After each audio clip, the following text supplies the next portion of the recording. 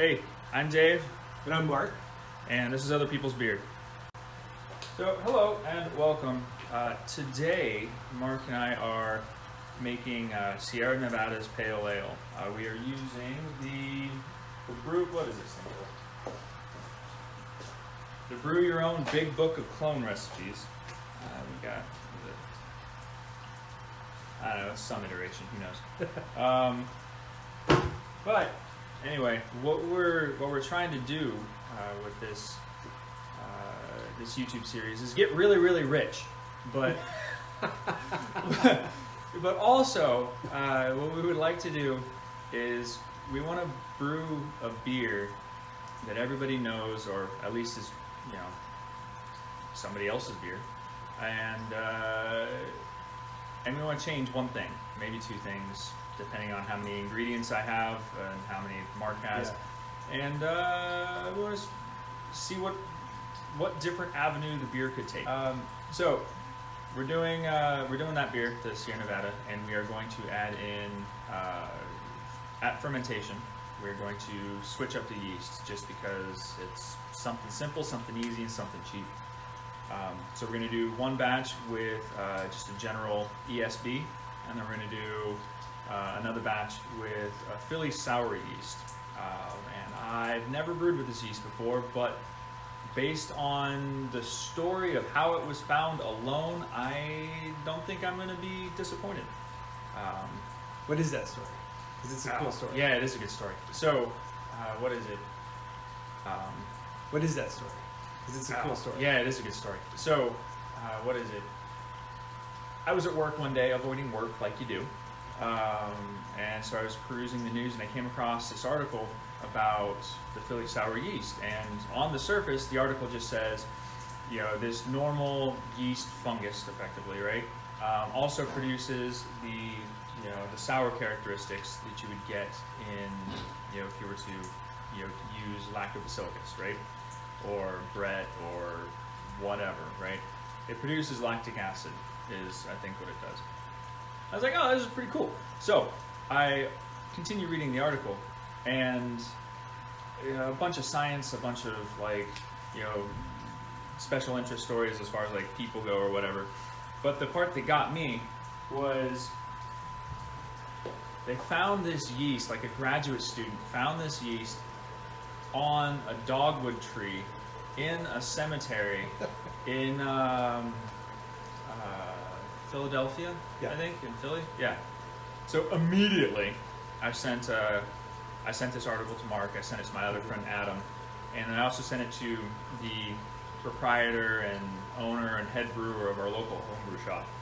And as I told Ken, the homebrew shop owner, I was like, hey, I need this yeast. He's like, we don't have this yeast. So then I scoured the internet, and by that I mean Amazon. Yeah. And here we are today. That's so cool. Oh man, I'm excited to drink, dead people, dogwood fungus. Yeah, this could be a fun time. I wonder if I'll ever get to the point of recognizing that is actually yeast. I mean, I know conceptually, I've seen doing today. But it turns out that doing the pale ale, it turns out it's the 40th year. I didn't know that. I mean, we're just that good. I mean, Marc has done so much more research than I have. I read an article. Yeah, we're not going to cite our sources. That's not how this is not an academic journal. I've been to Sierra Nevada headquarters in North Carolina. Is that their headquarters? No, it's not. That's why I said that. It's in Chico. I don't think that's how that goes. Good. Thanks for picking up on that. Yeah. I have heard it's called Malt Disney World, though. Malt Disney World? Up in the one in North Carolina, New Hampshire. I want that so much. Yeah. I want to go there. Anyway, so in the book that I briefly referenced for this recipe, for a 5-gallon batch, it's 11 ounces of caramel malt. They didn't specify which one, so I picked, I think, caramel 60. And then it's 10 pounds of 2-row. And so I doubled all that. 22 ounces of the caramel 60 and 20 pounds of 2-row. I'm doing an all-grain batch. So it's pretty standard. They say mash at 155, and then sparge out at 170. Add some hops in there sometime, I think. It says there it is. So we're gonna add half an ounce. So I'm just gonna double it. You guys can divide by 2. So we're gonna add about an ounce of pearl hops at 90 minutes. And then we're gonna add 2 ounces of Cascades at 45 minutes. And then 3 ounces of Cascades at flame out. It tells me to ferment with American ale yeast. Don't have it, so I'm not going to. So yeah, all of the grain for this was sourced from our local homebrew shop here in currently rainy Greenville, South Carolina. And it's Grapes and Grains. They're great people, very knowledgeable. If they don't have what you are looking for, they'll get it for you. The hops, well, I sourced the pearl from Grapes and Grains as well. And the Cascade is from Yakima Valley hops. Yeah. So that's the beer. Cool. Yeah. Hi. What are we doing here? I was gonna. So how did you get started brewing? Well, when I was in college, I was already married with 2 kids, and I started college late. I liked beer, but I didn't necessarily know what kind of beer I liked. So I was always going out and I bought the cheap and easy stuff. So my favorite beer, Yeah. Guess what it used to be? No clue. Oh man, Bud Light with lime. Oh wow! I mean, if that's what you're into and you're watching this, cool. Good. Yeah, it's beer. I mean, I honestly have a lot of respect for Budweiser and Coors and all those. Not because their beer is good, but because their quality control is, as an engineer, is muy bueno. As a home brewer, anything you need to put citrus into your beer to cover the taste just strikes me as odd. But yeah, the quality control is a lot better than mine. I mean, that's what you're going for. And I go for that. I go for that sometimes. So Bud Light. Yeah. So I started with Bud Light with lime, and I really like stouts. I liked Irish Reds too. So I drank Killian's, because like, oh, look at me, fancy. Being a poor, newly college student person, I suppose, I didn't have a whole lot of money for beer. So one of my friends from the Navy we were talking one day, and he's like, yeah, you should just start making your own beer. And I had never thought, I had no idea that you could make beer, even though I knew Jim, and I knew he made beer. I've had his beer, it's really good. But, so I go to the local homebrew shop, I lied, I didn't do that. I went to the internet, like you do, and I bought a Mr. Beer kit. And I bought... Yeah, and I was like, I don't know what I'm doing. I don't have any of the equipment. We'll see what happens. So I bought 2 recipes. One was an oatmeal stout, and I think the other one was a Hefeweizen, right? And about just checking. 145. All right. So I don't remember which one I did first. I was super proud of them. Actually, I think that bucket. You guys, audio. Anyway, you're looking at the time lapse. I'm pointing at a bucket. Anyway, I bought it, I brewed it, it was terrible. I thought it was the best thing in the world, because I made it, right? I remember cooking, because like with the Mr. Beer kit, it's they give you a can of liquid malt extract, and it's already pre-hopped. And they said, mix this with some water and boil it, and then dump it into this big, Mr. Beer keg full of water. So you didn't need to add a whole bunch of water. You just needed to heat up the liquid malt extract to, I guess, like isomerize the hops or whatever sciencey thing you want to say. So I did that, and I remember using the smallest saucepan that we had. My wife was ready to never let me do that again. Yeah. Because, I mean, it spilled all over the place and made a giant stinky mess. Because when that stuff burns, it burns. It does. Did you know I went to the local homebrew store and I upgraded to the standard 5-gallon kit? I don't remember a lot. I have most of my recipes that I came up with. I've written down. Sometimes And I've kind of gotten a reputation among people that know me, that I brew with, or have seen me brew or whatever. I kind of do whatever most of the time, and it's gotten me in trouble. I one time tried to ferment apple cider. It did not go well. Ooh, okay. Right? And I think it's because I put orange juice into it. Why? I was trying to make wassail, right? Yeah, Fermented sure. wassail, right? And I didn't read anything, right? Until I was already like 3 gallons deep of like fermenting it, and I was trying to figure out why it smelled so terrible. You can just make wassail and put brew with it. I think that's probably Oh, okay. easier.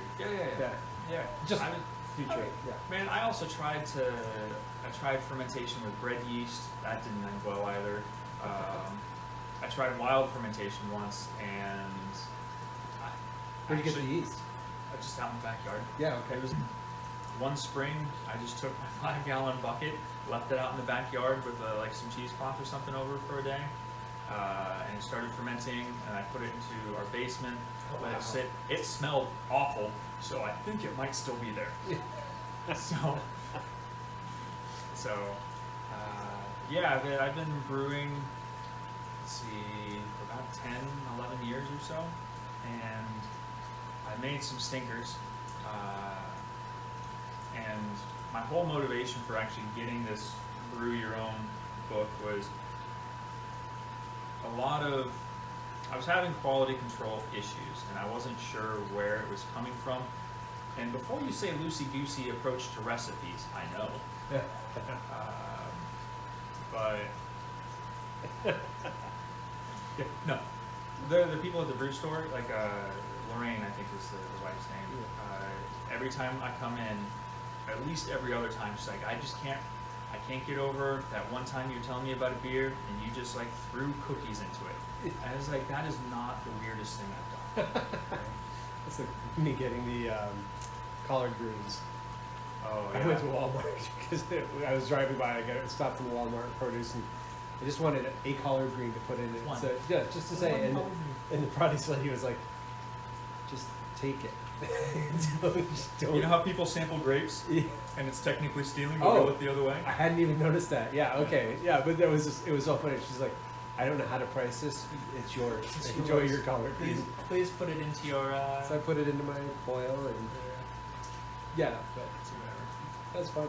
I can buy it. So yeah. So anyway, so I'd done some stinkers. I mean, not stinkers. Like I still drank them for the most part. But they weren't what you are. Yeah, it got to the point where it's like, yeah, it's technically beer, but it was borderline a waste of malt and hops, right? So I got this book, just looking through the recipes, because like there's some breweries out there that I just truly admire their products, and can't get a lot of them here because I'm from the West Coast. So I was like, oh, maybe I can try these recipes or whatever. And the first one I did was from this book was Firestone Walker's Union Jack, which was the beer that made me love IPAs. I can remember sitting on my couch or on the floor because I'm weird. I can almost hear the string music going to a dream sequence. Oh, there we are. But yeah. So I That is a good beer. Oh, so good. I was sitting there, and I just liked the label. That's how you get it. Like, hey, beer marketers, if you want me to buy your beer, give it a sassy label. Like, or a weird name. Oh, absolutely. So anyway. So if any beer marketers are listening, I like ones that I wouldn't be embarrassed to have in front of my kids, just in case you're wondering. Funny, but not like. Yeah, like little something. Yeah. It's good, but I got Or to put it in. honey-eyed, whatever red I just got. And yeah, it was just like, well, I mean, this beer. there was might an be anatomy lesson here, kids. That is called an overrated. That's not what we want, right? No. Hey, Marc. Our brewing assistant. Yeah.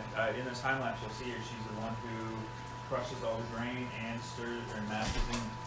And then my dog, Jupiter, is out here too. Bye-bye.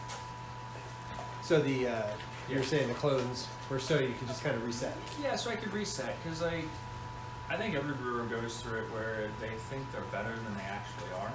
I think everybody goes through that phase where, let's call it what it was. It was a slump, right? So I bought the book and I made Union Jack just by itself. And then I was, once again, at work, avoiding work like you do. And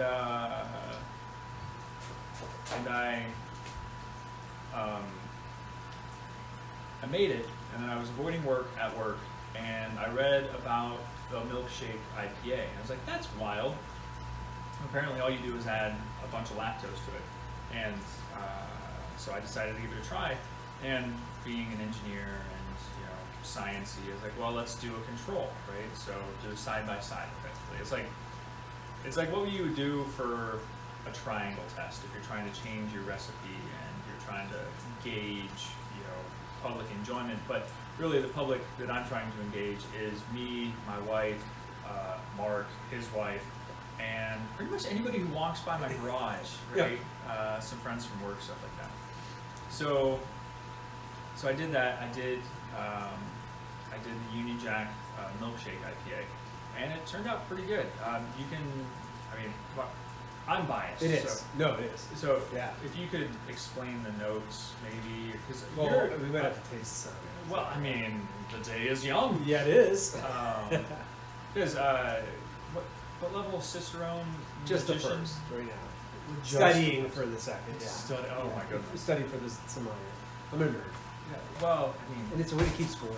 It's kind of like Untapped. Like I was really disappointed when I had my 5,000 check-in on Untapped, and there was no fanfare. There was no badge. Nobody came to your door and was like, no. What the bar didn't Dear come together. Untapped. I know the bar didn't have a celebration over in Charleston, South Carolina. Like they didn't get an instant notification like somebody checked in the lot. Get that man a pint. Yeah, around the airplane. It's been brought to our attention that we have a Diamond Traveler here, and welcome. So, I mean, it might just be because they don't necessarily want to celebrate how much beer we're drinking.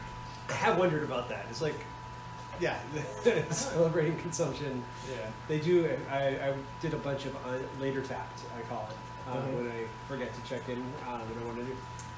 Early on in it, and they were like, whoa, slow down there. Yeah. Easy there. Oh, yeah, it's like anytime you get a couple flights, they're like, we're calling you an Uber. Yeah. They had that Uber integration for a while, too. I don't know if they still do. Oh, they did? Yeah, they did for a while. Yeah, that was fun. I mainly drink at home. Right. So you don't do that. Yeah. Which, because of the world right now, is the responsible thing to do, ladies and gentlemen. Yes. We talk like in I know, right? Yes, ma'am. I guess the next thing that I think we should talk about is just our brewing systems, and we've kind of talked about. Do you want to say hello, Mary? Or are you just trying to jump up and down? Surely it's here. So we've talked about my approach to brewing, and I think for everybody watching the time lapse, the brewing system is a little, let's say, cobbled, shall we? But like scientists and engineer cobbled it. It's good stuff. I like to call myself a necessity engineer. Okay. So like on the cheap, and with what I got did see laying you around. kicking that pump. Dude, I mean, I've got a three-way valve in here that my other child is here. Oh. I got a three-way valve. That motor thing is a pump, right? Yeah, that's the so pump. that's the level of my technical expertise. I mean, okay, cool. I've been brewing for like 10 years or so. Simple, like a turkey fryer burner. Actually have I started extract like most people do, and then I went to partial mash, and I was like, well, this is stupid because it's effectively a very small mash. You might as well go all in and do it. It took me years to figure that out. Oh, I thought it was embarrassingly long. Huge leap, and you're like, Marc, you're already doing it. Yeah, you're effectively doing it. You're just spending a lot more money on extracts. The extracts, yeah. What's up? So I just started tinkering. I went and I made a false bottom out of a bucket, and and it just went from there. I had a bunch of pots and made a few adjustments and made my own brew stand, which Marc has inherited. Yep. And I got tired. This is a recent development. I got tired of accidentally burning myself when I was switching hoses because I forgot to close valves. So I just, used one pump and made a single tier heated system. And now my wife is not happy with this next potential development. I'm thinking about doing an electric brewery because once again, I'm tired of inefficiencies, and combustion is a terribly inefficient process for transferring heat. But I'm afraid of electricity, and I don't want to burn my house down. So Yeah, it's a lot more research. But open flame. No, open flame's fine. Yeah, okay. I've got a just fire checking. extinguisher. Yeah. It's fine. I mean, as long as we don't explode the gas tank sitting right here by me and my child, we'll be all right. Just that. Yeah, just it is a little fun. I mean, I'm flammable. Yeah. So, like I said, I've got a pump which I occasionally kick just to get the air bubbles out because my three-way valve kind of sucks. But I have effectively a Herms system where I've got my old wort chiller in my hot liquor tank, and I'm recirculating the mash through the heat exchanger to maintain and change temperature of my grain bed in the mash tun. Sometimes this works better than other times. I also don't ever chill my wort, and before you get angry at me, infections and all this other stuff. And chill haze, my word, if I read one more article about how chill haze is killing beer. Oh my goodness. I will tell you, from the past 7 years of not chilling my wort, my simple palate cannot detect it. So if you're a beer snob, you're probably not going to want to look too closely at your glass. Yeah, I think it's good to see other people doing things in a non-standard way. Yeah, being a neighbor to you has helped me to let go of some of my perfectionistic tendencies or overcomplicating things and just do it. We've been brewing beer for a long, long time as human beings. Yeah, and I mean, like, if you're trying to win awards or you're trying to duplicate something exactly or whatever, I mean, at the homebrew scale, I don't really think it's worth it. Also, it's a significant waste of water. So, that's why I stopped doing it. Actually, I stopped doing it after I killed a bunch of grass in my yard. Because of the spent grain? No, because of the hot water coming out of the wort chiller. I was like, man, this is dumb. And then I did more research, read into it, and I think in New Zealand or Australia or something, they don't chill their wort or chill their beer. Yeah, it was, you said Australia? Because I think you said that to me, and I still haven't done that yet, but oh yeah, I still have the same wort chiller from when I started. So where are we at? So where are we at? We're at 155. We're gonna mash for another 20 minutes or so. So I guess, Marc, what are your favorite kinds of beers? I know you said, let's name drop a few. Okay. Because what I would like to do with this is ultimately do we just start making beers that we like.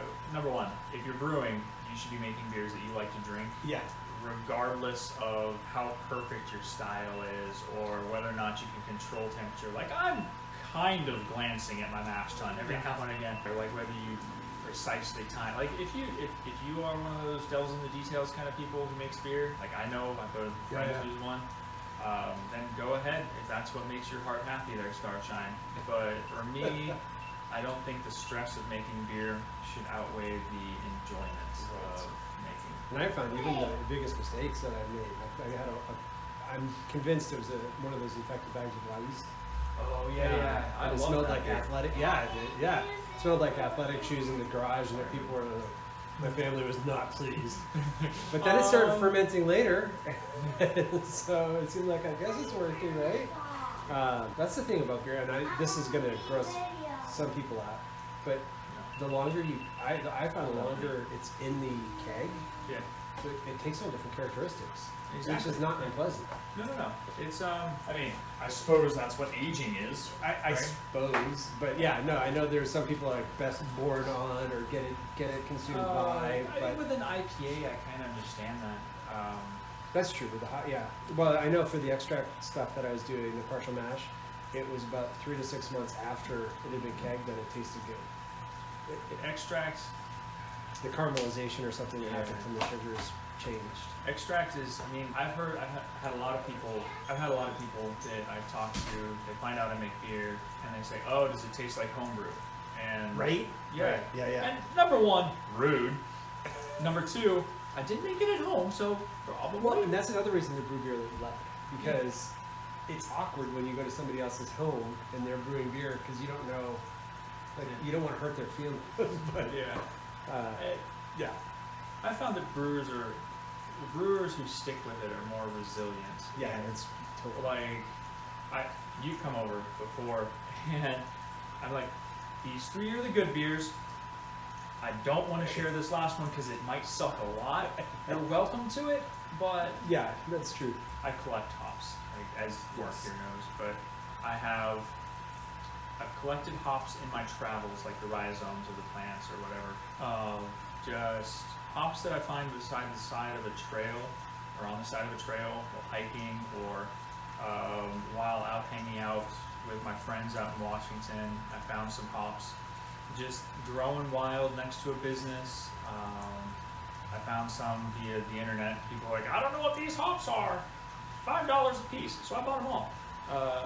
But yeah, so I have a bunch of hops in the backyard, and I think that beer that was less than desirable was because when I was drying them, I was just using a food dehydrator that had heat on it, and I think the heat started to do weird chemistry things. Yep. So beers that I like are imperial stouts. I forgot we were doing that. Yeah.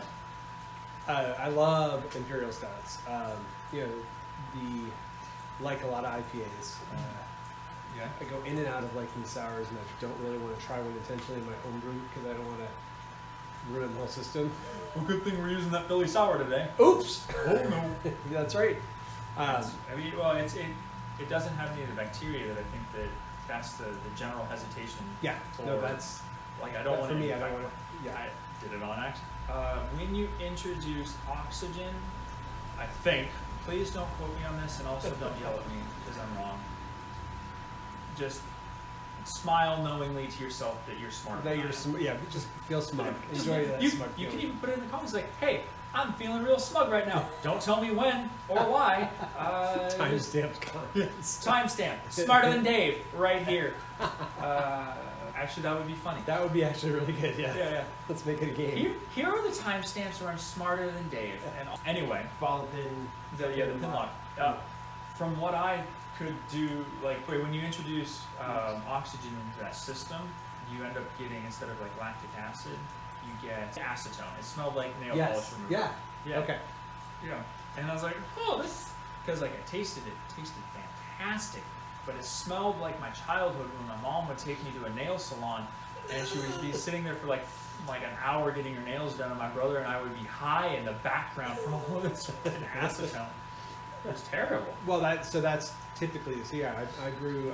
I used to brew reds every other brew just to placate my wife because I've never done clones. This is going to be a new thing for me because I figured if I were cloning a beer, I could just go get it. So why wouldn't I tweak something? Yeah, that makes sense. So, but that Which wasn't always what we're doing. surprising. I mean, it was always surprising to my wife. Yeah. So I would do a red ale, but the last red ale I put on, it turns out taste buds have changed no good. So that'll be there for a while.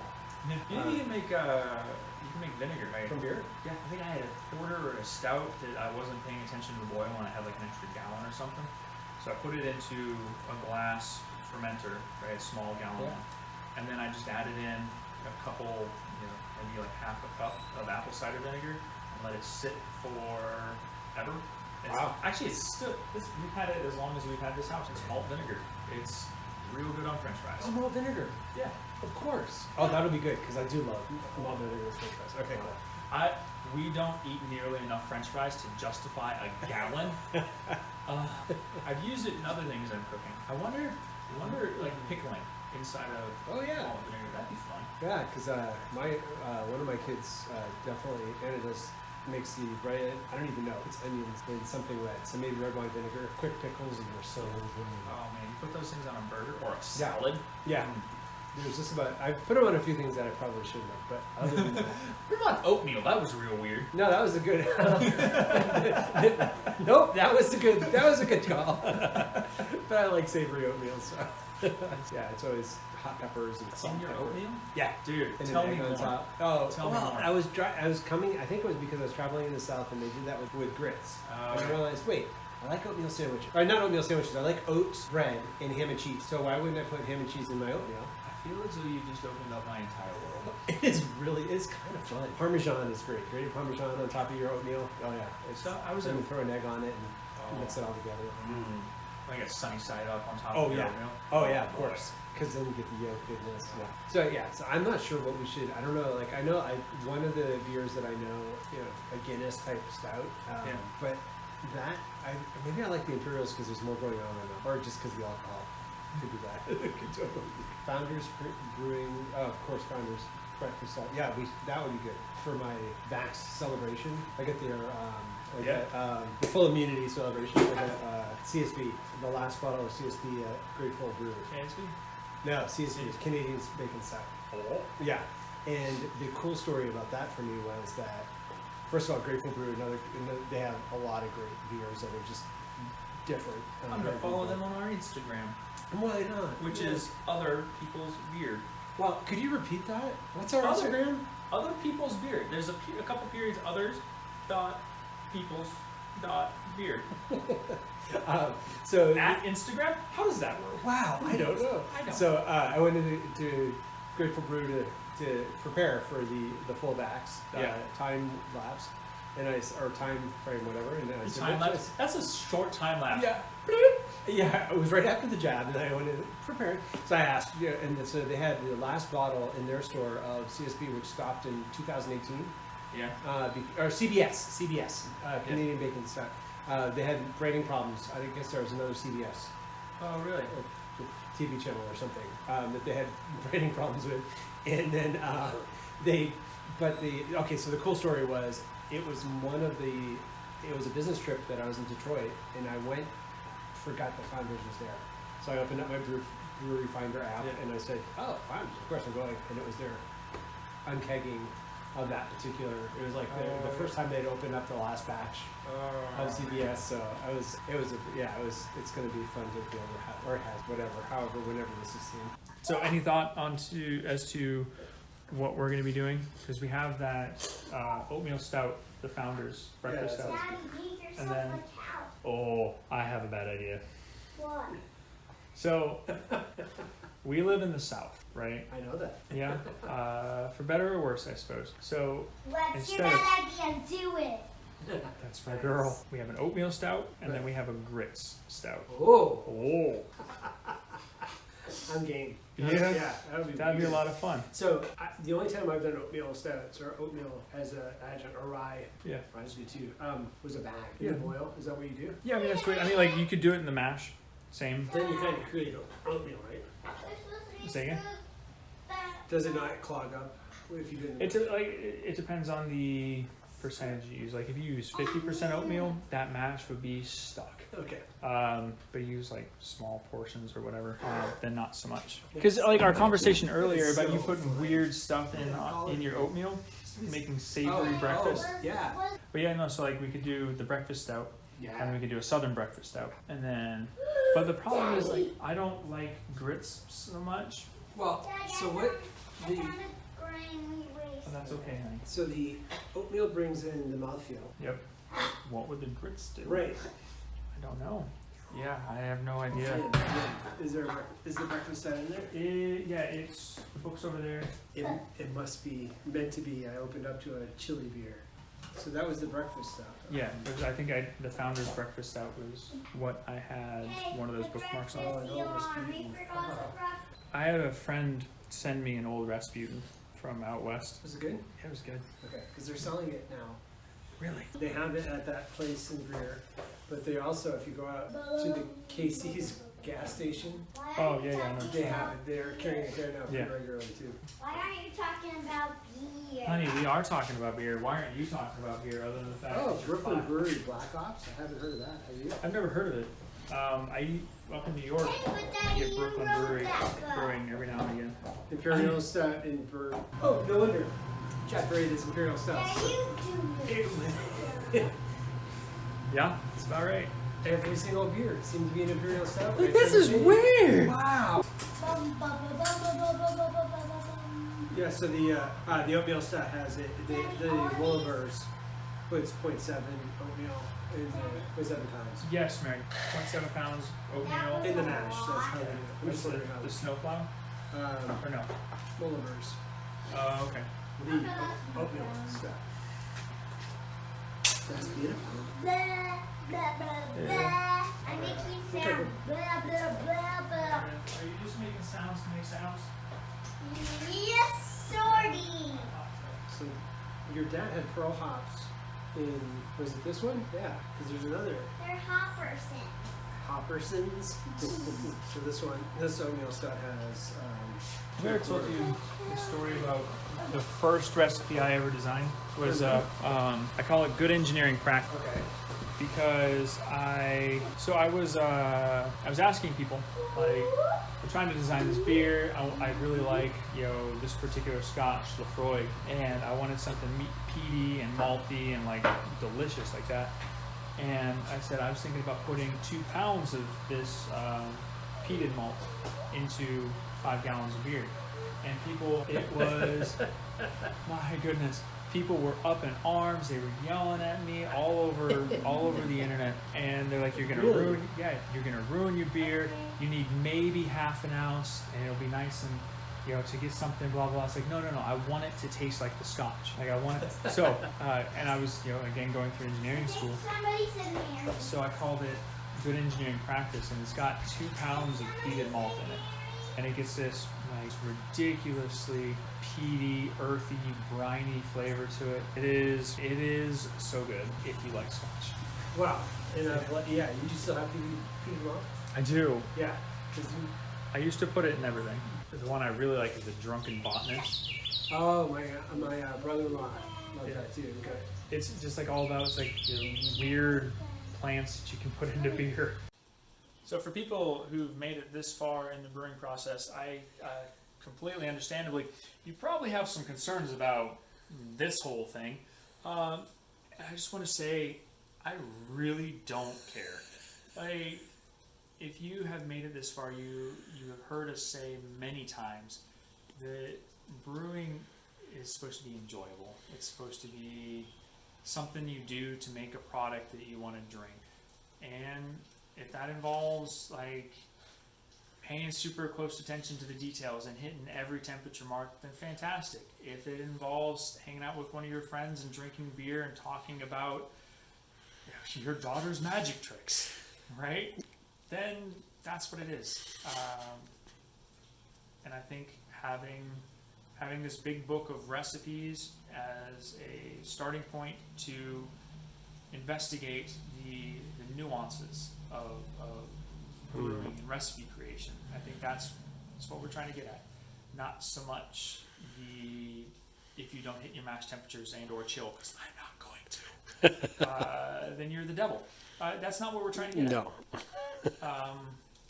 You can make good beer and still have fun. So,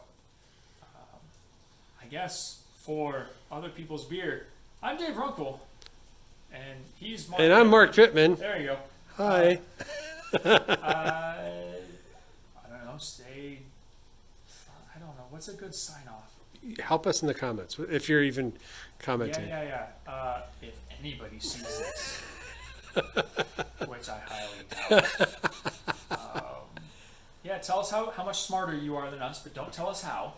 Just let us know that you're smarter than us, and that's cool. Good job. And let us know what kind of beers you might want to try us to play with, what variables to play with too. I'm going to stop this recording because it's in stereo. Let us know what beers you would like to drink, and how you would like to see them changed. Yeah. And I guess we'll see what happens. Hey. All right. Hey. Hasta luego.